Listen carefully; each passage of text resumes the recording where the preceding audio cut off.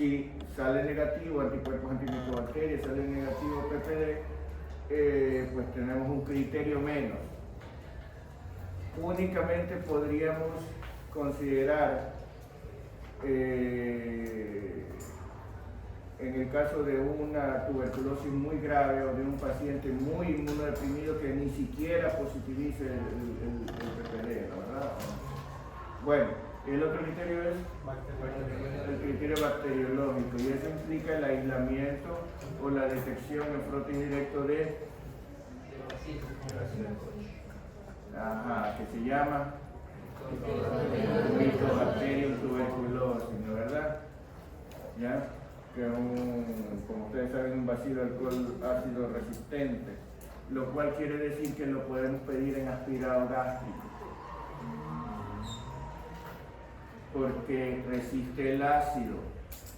Entonces el paciente expectora. Es muy difícil a un niño pequeño pedirle una buena expectoración. Tendríamos que intubarlo y sacarle con una sonda la expectoración de la tráquea. Si le hacemos expectorar, probablemente no salga saliva, no salga otra cosa. Y entonces con frecuencia pedimos en los niños pequeños aspirado gástrico, y no una vez, pedimos 3 veces, ¿verdad? Cada mañana, en ayunas, sin que se haya lavado los dientes, solamente apenas se levanta antes de comer, aspirado gástrico. Y si con 3 no es suficiente y seguimos sospechando, porque hay veces en que la sospecha es más fuerte o menos fuerte, ¿no? ¿Verdad? Si tenemos 4 criterios y solo nos falta una, es una sospecha fuerte, pero si solamente hay porque tiene un poquito de tos y por allí creen que de pronto estuvo en contacto con una persona que pasó tosiendo, entonces la sospecha no es tan fuerte. Entonces uno dice con 3 ya lo descartamos. Pero si la sospecha es fuerte, uno puede seguir pidiendo 4 o 5 veces el aspirado, porque a veces no sale ni con 3. La verdad son pacientes poco bacilistas, ¿sí? Bueno, entonces con eso uno va sumando criterios para tratar de diagnosticar. Si uno, lo importante, ustedes deben saber que actualmente hay fármacos eficaces contra la tuberculosis. No deberían morirse los pacientes de tuberculosis. Los pacientes generalmente no se mueren por falta de tratamiento.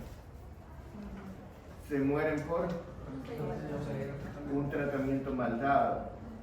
Se mueren porque empiezan, lo dejan, lo vuelven a coger, lo vuelven a poner, lo vuelven a hacer, y eso crea multiresistencia, y entonces ya nos quedamos sin nada que hacer y ahí se mueren.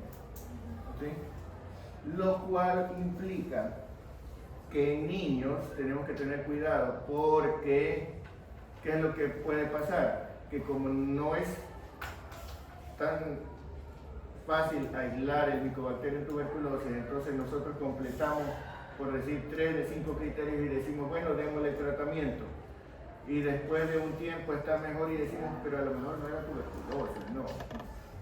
Y mire que le están subiendo las enzimas hepáticas, mejor dejémoslo nomás ahí, seguramente ya se curó, era otra cosa. Y después de un tiempo vuelve con síntomas y no, a lo mejor sí era tuberculosis. Vamos de nuevo. Y entonces nosotros mismos hacemos la creación de resistencia, ¿no? ¿Verdad? Entonces, a veces es preferible esperar hasta estar seguro de que el diagnóstico sea el correcto antes de empezar el tratamiento, porque generalmente no se van a morir porque usted no les dé el tratamiento. Y lógicamente, si el paciente se empieza a agravar mucho, ya será mucho más probable que salga positivo todo, ¿no? ¿Ya?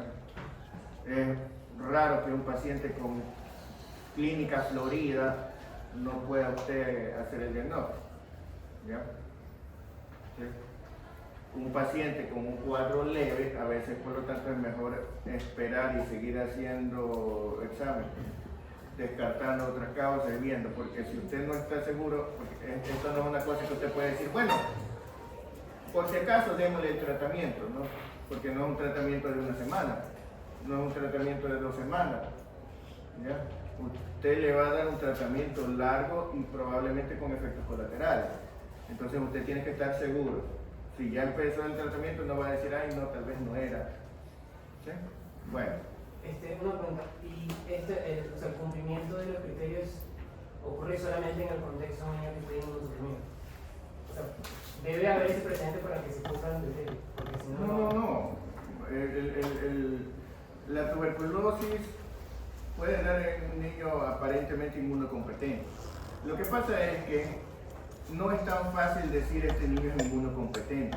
Es fácil decir es inmunodeprimido porque usted lo ve completamente desnutrido, usted dice está inmunodeprimido.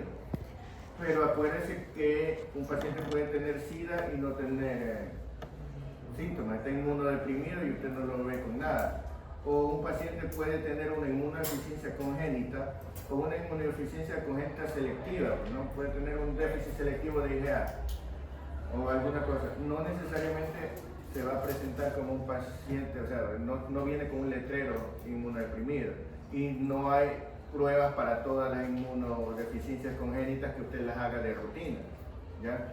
Entonces, usted no puede esperar a decir, se nota que es inmunodeprimido, ¿no? ¿Ya? Usted, aunque lo vea inmunocompetente, debe sospechar tuberculosis.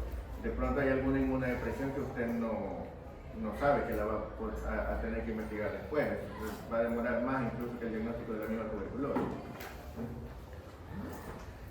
¿Alguna otra pregunta? ¿No? Bueno, continuamos. Dígame, a ver. El seguimiento a vuestros pacientes es también con pruebas bacteriológicas. El seguimiento, no, las pruebas bacteriológicas son necesarias para hacer el diagnóstico, ¿no? Usted hace pruebas de seguimiento para ver cuándo ya deja de ser bacilífero, para decir, bueno, ya no es contagioso, ya no lo tenemos que tener aislado de pronto, ¿no? Pero de ahí para ver cómo va mejorando la enfermedad, no. Eso tenemos que verlo por la radiología, los signos, sobre todo los signos y síntomas, ¿no? Porque la radiología también puede demorar más en cambiar y a veces hasta deja secuelas. Entonces no va. Si bien las cavernas no son el patrón característico, ¿qué otro patrón se suele ser más característico en niños? El patrón miliar o un patrón irregular, o sea, cuando tú ves una, digamos, no necesariamente miliar en el sentido de que son chiquititos los infiltrados, pero pueden ser en parches y múltiples y más pequeños de lo que suelen ser, ¿no? O sea, no llega a ser miliar, pero sí retículo nodular, ¿no? ¿Ya? Entonces, no suele ser ni la neumonía lobar típica. Y muchas veces hay derrame pleural. También es frecuente que haya derrame pleural en tuberculosis. A veces incluso hay derrame pericárdico, ¿no? Porque no es infrecuente que afecte también pericarditis y tuberculosis. Bueno, ¿qué más? Los derrames pleurales en las neumonías adquiridas en la comunidad frecuentemente son estreptocócicos, pero hay un porcentaje elevado de derrames estafilocócicos y en nuestro medio se debe sospechar también la etiología tuberculosa. Muy bien, entonces cuando hay derrame pleural, o sea, neumonía con derrame, ¿no?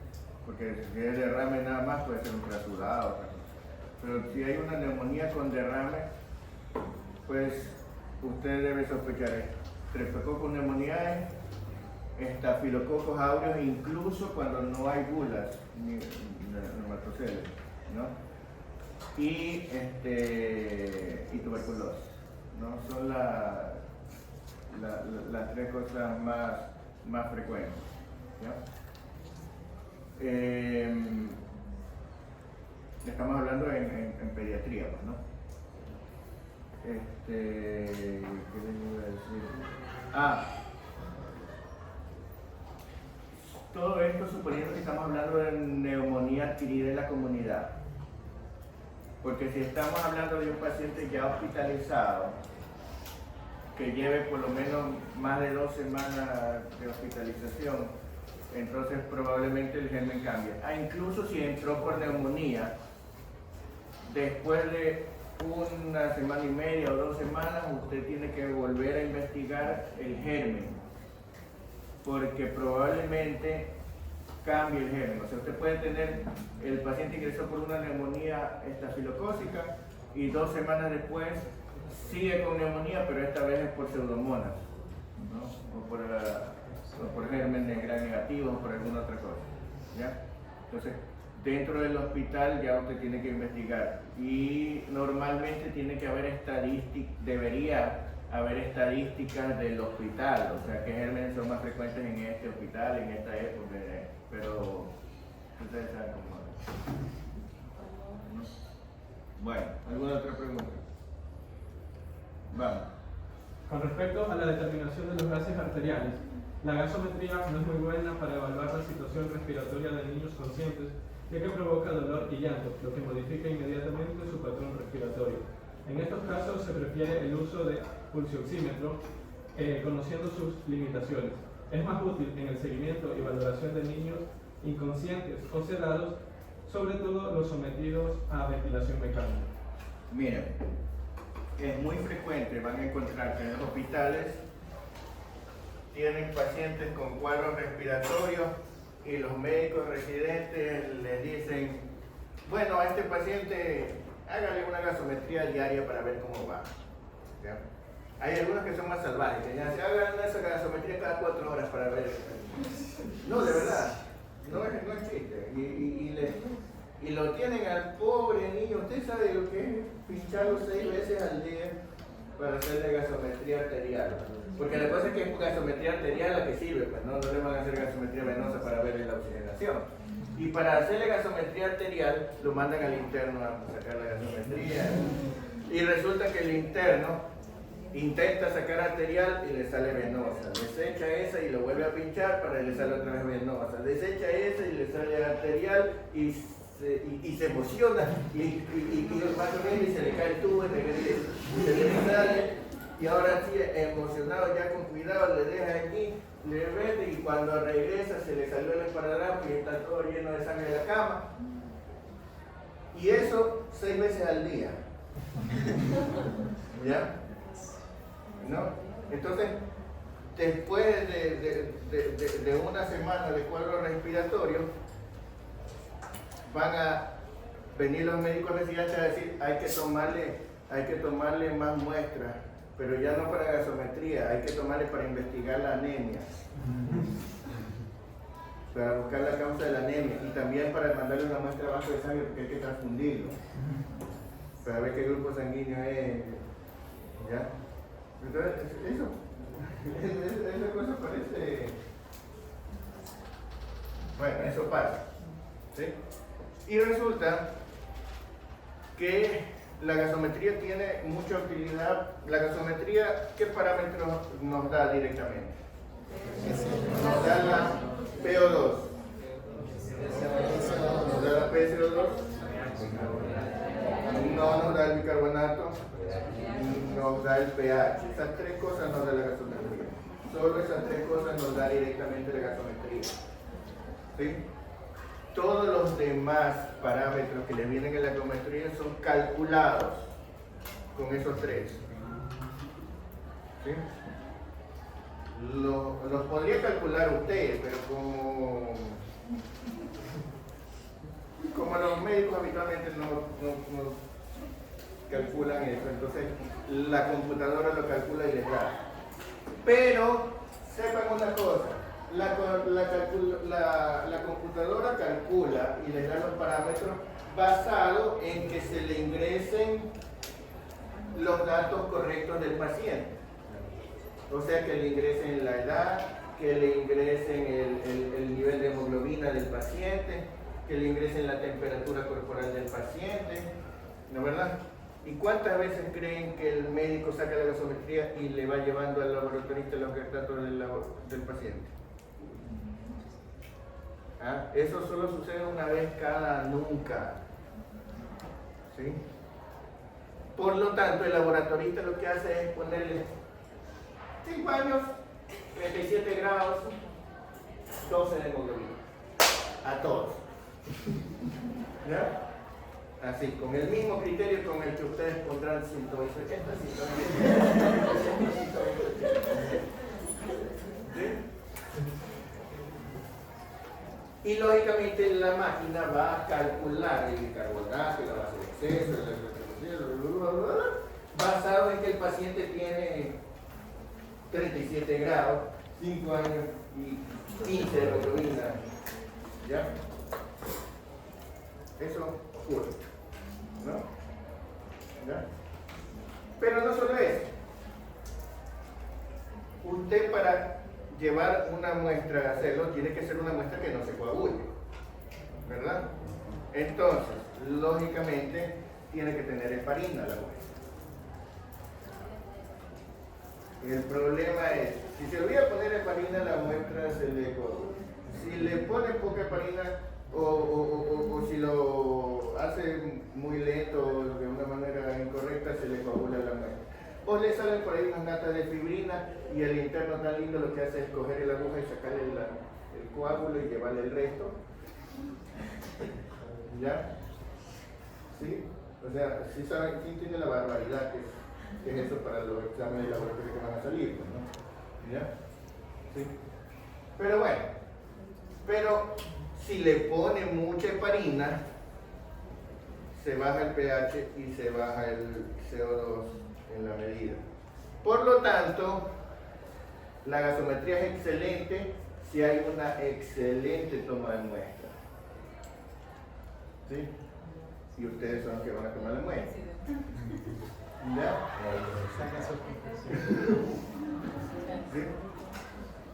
Pero además de eso, la gasometría le dice cómo está el estado respiratorio del paciente en ese momento, ¿no? ¿Verdad? Dígame ustedes, si usted deja de respirar, ¿cuánto tiempo pasa antes de que su cuerpo note la diferencia?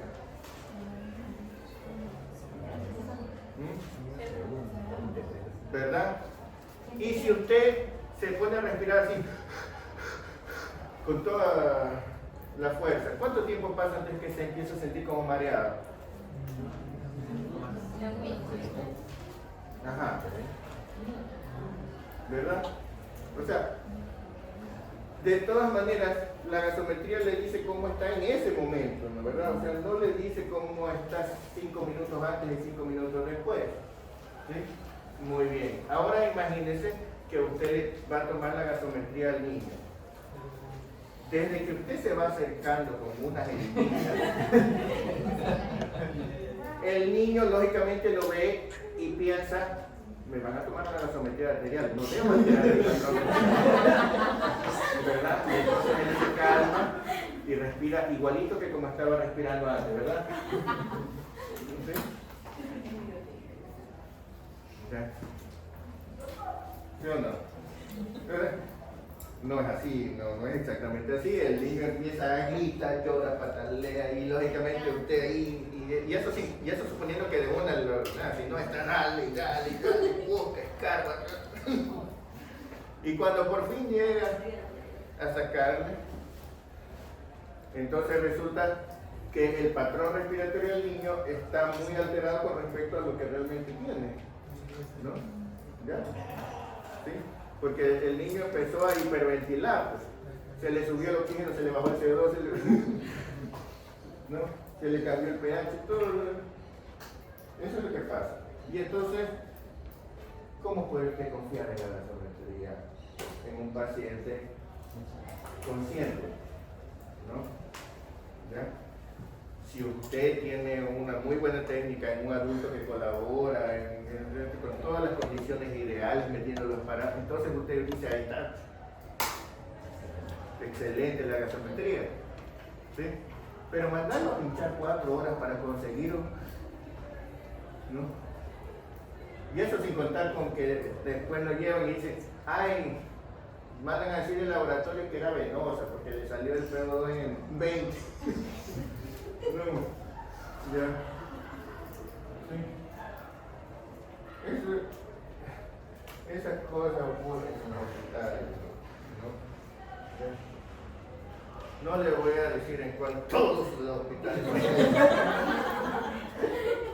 No, no era toda vez. ¿Sí? ¿Sí? Entonces no les recomiendo yo generalmente que estén monitorizando al paciente con gasometría. ¿Sí? La gasometría es muy útil cuando usted necesita efectivamente, porque miren, la gasometría le da el pH, le da el PCO2, le calcula el bicarbonato, el más exceso, pero si la va a usar nada más para subir o bajar el oxígeno, ¿ya? ¿Qué tiene que le diga cuánto tiene el pH, cuánto tiene el bicarbonato, cuánto tiene el CO2? ¿No? Si la va a usar para poner bicarbonato, para cambiarle entonces eso es otra cosa. Pero dígame, cuando alguien tiene el CO2 elevado, ¿qué medida va a tomar para bajárselo? ¿Ah? ¿Usted cree que poniendo el oxígeno le va a bajar el CO2? O poniendo el oxígeno le sube el oxígeno.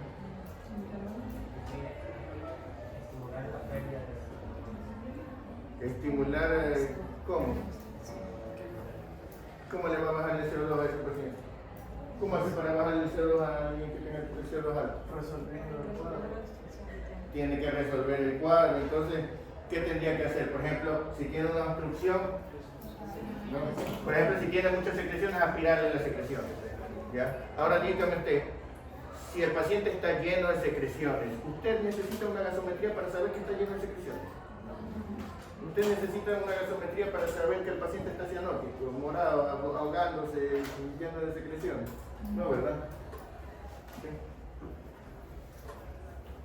Entonces, ¿qué otra cosa podría hacer aparte de desobstruirlo? Hiperventilarlo. Pero para hiperventilarlo, ¿qué tiene que hacer? No le va a poner un ventilador delante. ¿Qué tiene que hacer? Tiene que intubarlo y darle respiración mecánica, ¿verdad? Entonces, no estamos hablando del paciente consciente, ¿cierto? Porque un paciente, ya es un paciente en ventilación mecánica. ¿Sí? Entonces, la gasometría es recomendable cuando usted está manejando ventilación mecánica, porque en ventilación mecánica usted sí puede decir, le voy a subir la presión, le voy a bajar el tiempo expiratorio, le voy a aumentar la presión del fin de expiración, le voy a cambiar la relación entre inspiración y expiración, le voy a cambiar la frecuencia, le voy a... ¿Sí? Pero si el paciente no está en ventilación mecánica, ¿qué es lo que va a hacer? Aspirar secreciones y ponerle oxígeno, ¿no? ¿Ya?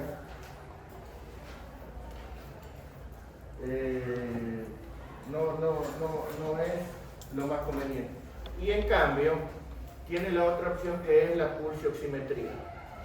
La oximetría de pulso, que no duele, que no le da el valor de un momento, que le da un monitoreo continuo. ¿Sí? ¿Ya? Y que le permite saber la saturación de oxígeno, que es suficiente para decir si usted le pone más oxígeno o menos oxígeno. ¿Cuál es la desventaja? Que usted no sabe ni el pH ni el PCO2, ¿verdad? Por lo tanto no puede calcular el carbonato tampoco. Y la otra desventaja es que depende de que haya un buen pulso, ¿verdad? Esas son las desventajas. Pero si usted tiene un paciente que tenga un pulso indetectable, ¿usted lo va a curar con gasometría? Si tiene un paciente que tiene el pulso indetectable, es o porque le está subiendo la fiebre y para eso se le da paracetamol, o porque está muy deshidratado y para eso se lo hidrata, o porque está séptico, ¿no? En pésimas condiciones, y ese paciente usted tiene que decidir si realmente quiere mantenerlo así o tiene que intubarlo, ¿verdad? En cualquier caso, usted no puede dejar al paciente con mala perfusión o porque está frío y tiene que calentarlo, ¿verdad? Pero usted no puede dejar al paciente mal perfundido así como que ya dejémoslo así para ver cómo le va. ¿sí? Usted tiene que resolver la mala perfusión, ¿sí? Lo antes que pueda. ¿Sí? Normalmente solo necesita calentar al paciente, calentar la extremidad para tener un mejor pulso, para que se pueda detectar. ¿Sí? Si está en shock hipovolémico, no vamos a decir que se murió porque no le hicimos la gasometría, ¿no? ¿Ya? ¿Sí? Si está con una vasoconstricción refleja, empezar a pincharlo le va a hacer peor vasoconstricción. Entonces, uno tiene que, en el paciente, determinar si es un paciente muy grave que necesita ventilación mecánica, gasometría y con cuidado intensivo, o es un paciente no tan grave que usted lo va a manejar solamente con oxígeno, con aspiración de secreciones, con hidratación normal y con pulsioximetría. ¿Sí? Eventualmente, por alguna razón que usted quiera saber, pues de pronto le hace una gasometría, pero no va a estar pinchando cada rato. ¿Sí? La pulsioximetría es mucho mejor para valorar al paciente que no está tan grave. ¿Sí? Lo que tiene que entender usted es que se necesita una buena perfusión para detectarlo, ¿no verdad? Y eso se tiene que asegurar usted, porque si no, entonces le va a encontrar que tiene saturación de 40 y usted va a seguir subiendo el oxígeno y no le va a subir nunca porque es de cuestión de perfusión. ¿Ya? La otra cosa es que la pulsioximetría no detecta cuando hay hiperoxemia, ¿verdad? Porque no le dice la PO2, le dice la saturación. ¿Qué diferencia hay entre la PO2 y la saturación? Que la saturación hace referencia a la cantidad de hemoglobina asociada al oxígeno. En cambio, la PO2 es la presión de oxígeno que hay en la sangre arterial. Muy bien, muy bien. Y ¿por qué medimos presión de oxígeno?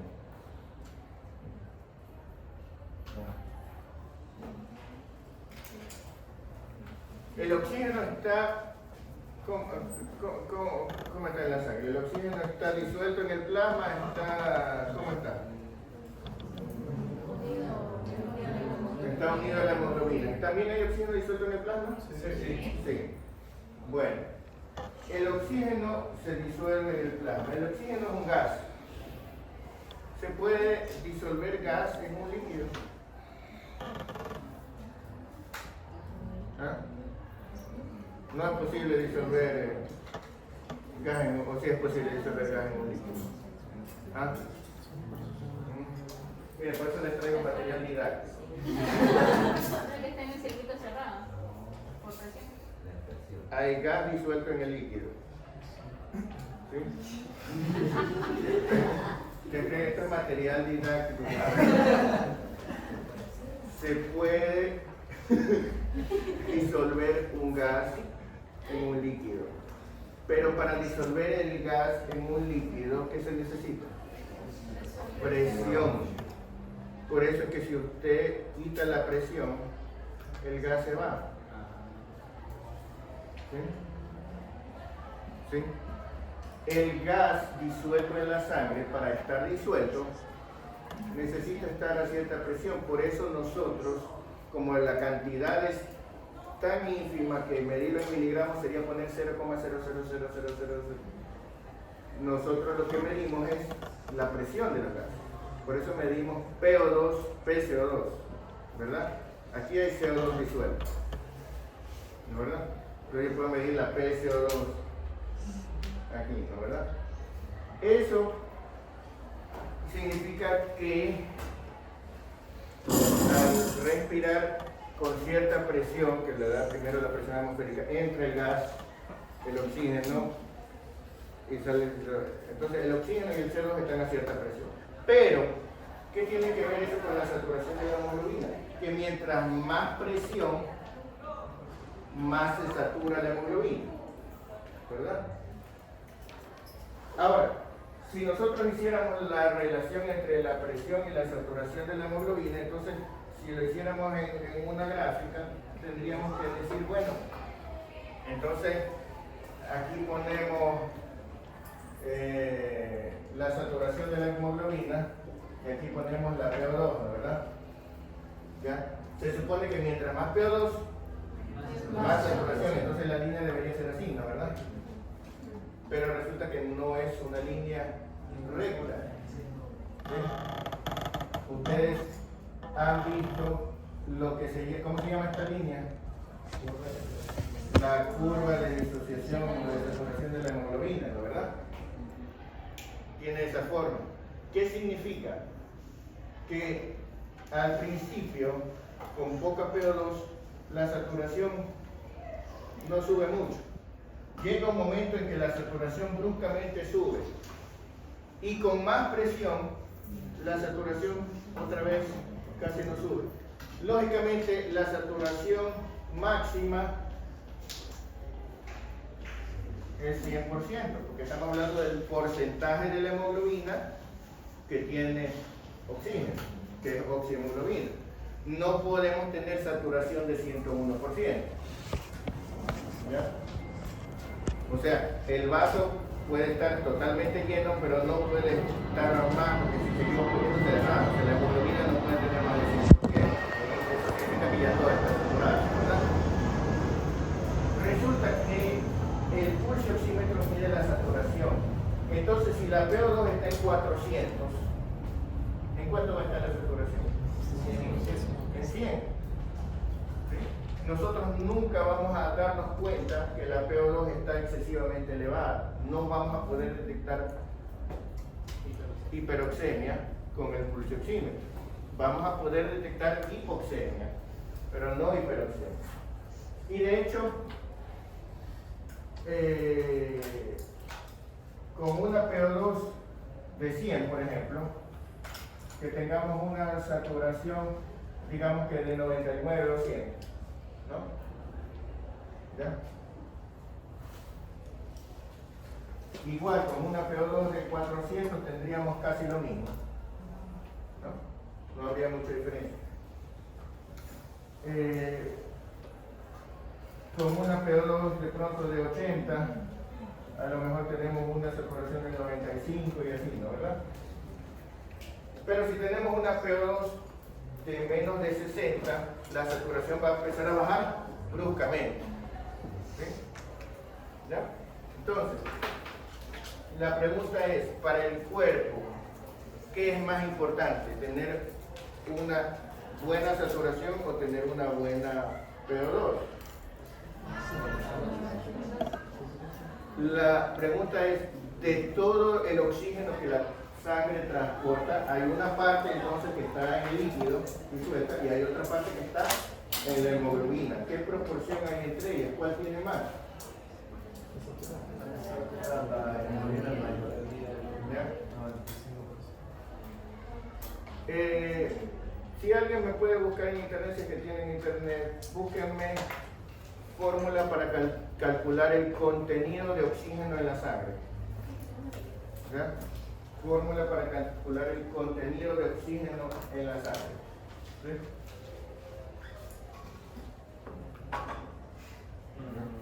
Bueno, son muchas letras. Son muchas letras. ¿Qué dice? QS sobre QT es igual a... No, eso es ventilación perfusión. Contenido arterial de oxígeno.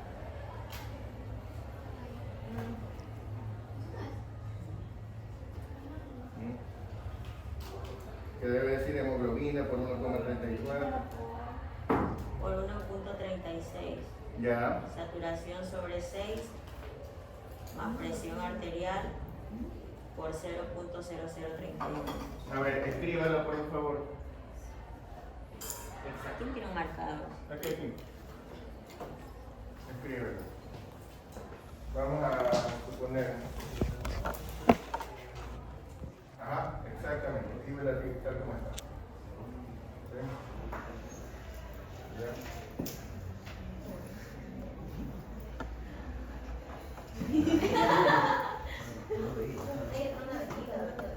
¿Mm? arterial de oxígeno es igual a hemoglobina Sí se ve, o lo hago más grande. por Por la linterna se ve. 1.36. Hay que decir más. Bueno.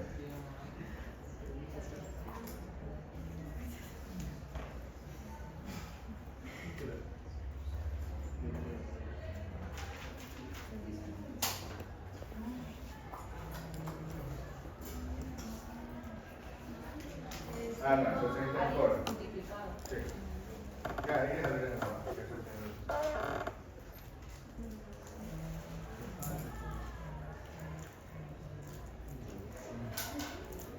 Muy bien. Fíjense ustedes. Miren lo que tenemos aquí. La saturación de oxígeno, ¿no verdad? Multiplicado por 1.36 por la hemoglobina, ¿no verdad? Entonces, digamos que por cada gramo de hemoglobina habría 1.36 gramos de oxígeno, ¿no verdad? ¿Sí? Lógicamente, si la saturación fuera 100%, esto sería por 1, ¿no?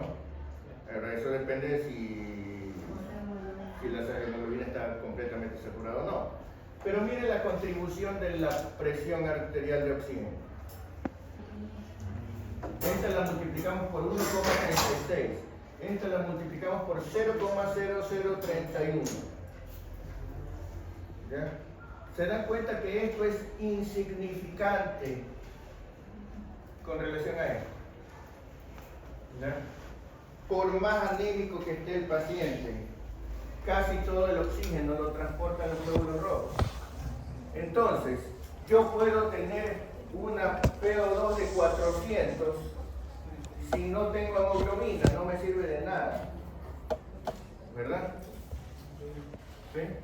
La única importancia de la PO2 es que sea suficiente como para saturar la hemoglobina hasta un nivel aceptable. ¿Ya? Lo que realmente me da el contenido de oxígeno es la saturación de la hemoglobina. Y lógicamente el contenido de hemoglobina. O sea, si tenemos una gran anemia, aunque esté bien oxigenada, no va a haber suficiente oxigenación. ¿Verdad? ¿Cuáles son los signos y síntomas de la anemia? Fíjense que la palidez solamente es algo estético, ¿no verdad? Hay menos color rojo. ¿Cuáles son los signos y síntomas que molestan en la anemia?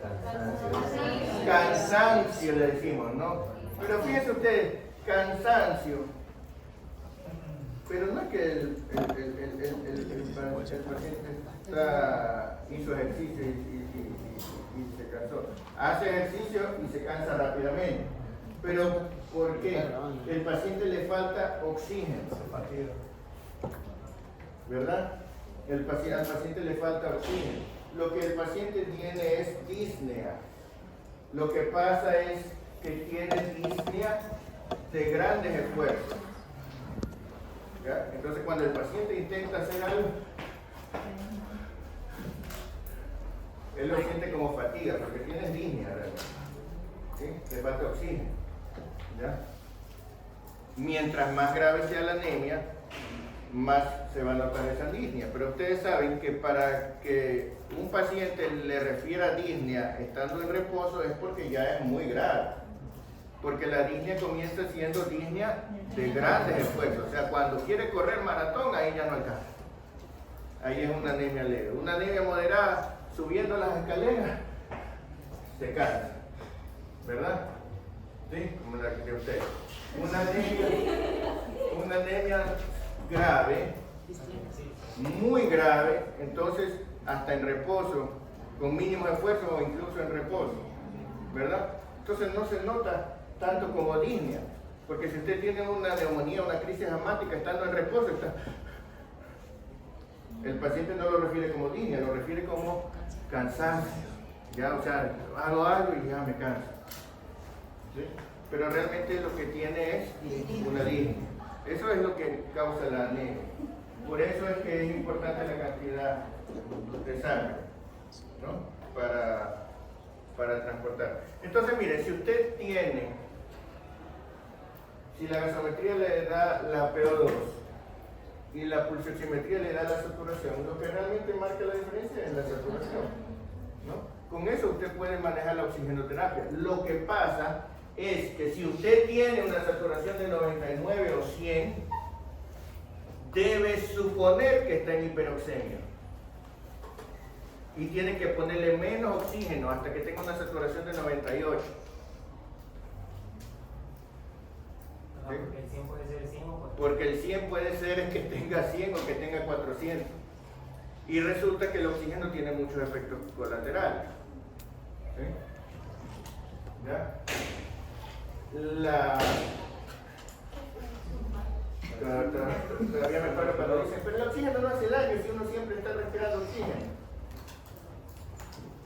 Resulta que nosotros no estamos respirando oxígeno, estamos respirando aire. Y el aire solo tiene 21% de oxígeno. ¿Sí? ¿Ya? No es lo mismo que le ponga un poquito de sal a la comida a que coma sal. No se siente igual, ¿verdad? ¿Ya? El oxígeno es irritante, lo que pasa es que lo respiramos bien disuelto. ¿Sí? Si una persona usted le deja con oxígeno al 100% por 3 meses, las vías respiratorias van a terminar laceradas. ¿Sí? A veces es preferible eso a que se muera, ¿no, verdad? ¿Ya? Pero un paciente con oxigenoterapia crónica primero hace bronquitis, hace irritación de todo el árbol respiratorio, que se manifiesta más como bronquitis, verdaderamente es una faringo, laringo, tráqueo, bronquio, ¿verdad? ¿Sí? ¿Ya?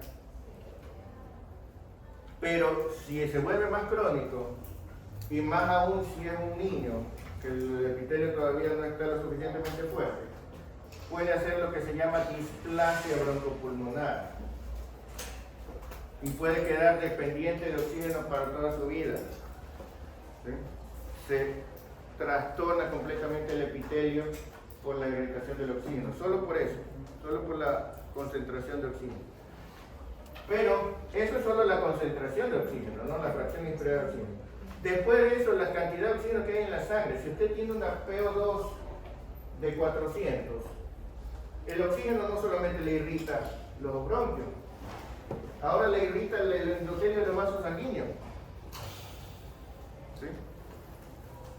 Y resulta que eso, pues en muchas personas no produce mayor cosa, pero en un niño pequeño y sobre todo en un prematuro puede producir fibrosis de los vasos de la retina, del ojo, terminar produciendo lo que se llama la fibroplasia retrolental, la ceguera con que quedan muchos prematuros. Muchas veces es debida al oxígeno que tuvieron que ponerle porque tenía enfermedad de membrana hialina o alguna cosa de eso. ¿Sí? Fibroplasia retrolental. ¿Saben lo que es tejido fibroso, verdad? ¿Saben lo que son los fibroblastos que producen? Esta es fibroplasia de la parte de atrás del cristalino. El cristalino también se llama lente, retrolental. ¿Sí? ¿Ya? Eso sin contar que el oxígeno también tiene el peligro de causar atelectasis por desnitrogenización. ¿Sí? Usted sabe que al llegar a los alvéolos el oxígeno pasa a la sangre, ¿verdad? Ahora, si usted tiene 21% de oxígeno en el alvéolo, ese 21% que pase a la sangre no le hace mucha diferencia al volumen del alvéolo, porque le queda... ¿Cuánto le queda? Le queda 79. Le queda 79% del aire, casi todo nitrógeno, ¿verdad? ¿Sí? Si usted reduce el alveolo al 79, al 80% de su tamaño, no pierde mucho. Pero si ese alveolo está 100% lleno de oxígeno, que casi todo ese oxígeno se vaya a la sangre, ¿qué le pasa al alveolo? Colapsa. Y esos son todos los alveolos. Entonces, ¿qué pasa? Que el paciente que está recibiendo oxígeno al 100% eventualmente empieza a hacer microatelectasias difusas. ¿Sí? ¿Y qué pasa cuando hace cuando hay atelectasia? Cuando hay atelectasia se produce un reflejo en el pulmón. Vasoconstricción. Porque el alveolo que no está ventilado no debe estar perfundido. Entonces se va a producir vasoconstricción en algunos vasos pulmonares. ¿Y eso qué quiere decir? Que el parénquima pulmonar cada vez va a haber menos parénquima funcionante, ¿no verdad? ¿Ya? Imagínese usted que tengamos oxígeno, que le estemos poniendo oxígeno al 70%. Se atelectase en unos cuantos alveolos. Perfecto. Usted le pone el oxígeno al 70% y el paciente mejora porque se oxigena bien. Pero empieza a hacer atelectasia y el paciente empeora un poquito. Y entonces usted ¿qué dice? Pongámosle mejor al 80%. Y empieza a hacer mejora un rato y después vuelve a hacer más atelectasia. Y entonces pongámosle al 90%. Mejora otro rato, vuelve a hacer atelectasia, pongámosle al 100%. ¿Sí? Y resulta que de lo que usted lo tenía al 70 hasta que usted lo tuvo al 100, el paciente termina igual. ¿No?